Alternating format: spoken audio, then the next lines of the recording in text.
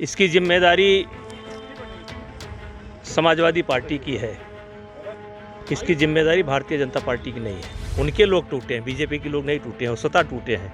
विधायक हैं, उनको कोई पकड़ कर नहीं ला सकता। अब लोकसभा चुनाव ज्यादा दूर नहीं है और चुनाव से पहले ही अखिलेश यादव को लगातार बड़े झटके लग रहे हैं। पहले स्वामी प्रसाद मौर्य ने समाजवादी पार्टी छोड़कर अपनी नई पार्टी बना ली।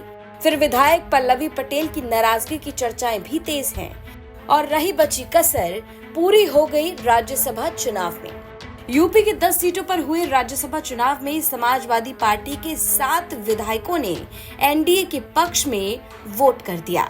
सपा विधायकों की क्रॉस वोटिंग से अखिलेश यादव का सारा गणित ही बिगड़ गया और नतीजा हुआ कि राज्यसभा चुनाव में बीजेपी ने 8 सीटों पर जीत दर्ज की और सपा ने 2 पर, और सपा का तीसरा प्रत्याशी हार गया।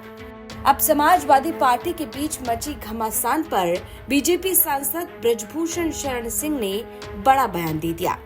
गुरुवार को ब्रजभूषण शरण सिंह लखीमपुर खीरी पहुंचे और हमने समाजवादी पार्टी में हुई टूट को लेकर सवाल कर दिया। इस पर सुनिए उन्होंने क्या कहा। समाजवादी पार्टी में घमासान मचा है, कैसे देखते हैं इसको? अभय सिंह, उसके बाद राजा भैया भी अब समाजवादी पार्टी से कहीं मुंह किनारा कर रहे हैं, कैसे? नहीं, राजा भैया तो समाजवादी पार्टी में नहीं थे, वो इंडिपेंडेंट थे जी।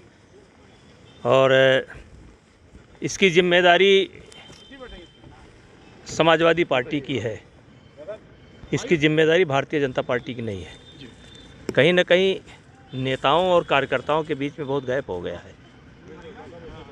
अब कल मैं देख रहा था टीवी पर, एक विधायक जी का बयान था कि मैं 4 महीने से राहुल गांधी से मिलने का समय मांग रहा हूं। तो एक कार्यकर्ता, एक विधायक हो या एक सांसद, वो भी एक कार्यकर्ता ही होता है। अगर वो अपने पार्टी के नेताओं से मिलने का समय मांगता है और 3 महीना 4 महीना तक समय नहीं मिलता है, तो उसमें बीजेपी का कोई दोष नहीं है। उनके लोग टूटे हैं, बीजेपी के लोग नहीं टूटे हैं, वो स्वतः टूटे हैं। विधायक हैं, उनको कोई पकड़ कर नहीं ला सकता। जिस तरह समाजवादी पार्टी अखिलेश यादव का आज उनको समन जारी किया है सीबीआई ने, उनका कहना 2019 का मुकदमा था, आज 5 साल बाद याद आ रही है बीजेपी को और सीबीआई को। इसको कैसे देखते हैं आप? उस विषय में मैं क्या लगता है इस बार अवध क्षेत्र में क्या रहेगा, आप लोगों का इनका बजेगा? देखिए, अवध क्षेत्र हमेशा भारतीय जनता पार्टी के लिए एक बहुत उर्वरक के रूप में रहा है। पिछले साल 1 सीटें चली गई थी और उसमें भी कहीं ना कहीं हम ही लोगों की गलती है। जैसे मेरे यहाँ श्रावस्ती चली गई थी, इस बार वो भी वापस आ रही है। अवध क्षेत्र नाम ही अवध अयोध्या से है और मंदिर बन करके खड़ा हुआ है, तो अवध में अगर डंका नहीं बजेगा तो कहाँ बजेगा? तो ब्रजभूषण शरण सिंह की क्या तैयारी है इलाके में? हम तो 24 घंटा तैयार रहते हैं। कितनी सीटें?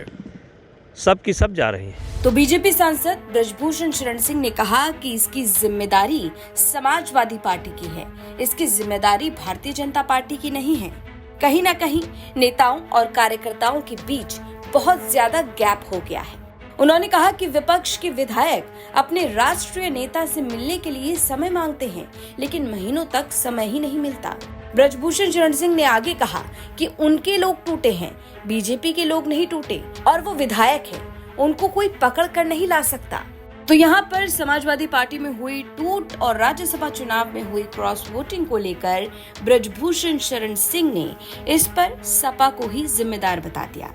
सपा विधायकों की टूट पर ब्रजभूषण ने इसे समाजवादी पार्टी की ही गलती बताया। साथ ही लोकसभा चुनाव में अवध क्षेत्र में बीजेपी की बम्पर जीत का दावा भी कर दिया। लखीमपुर खीरी से अभिषेक वर्मा की रिपोर्ट, यूपी तक।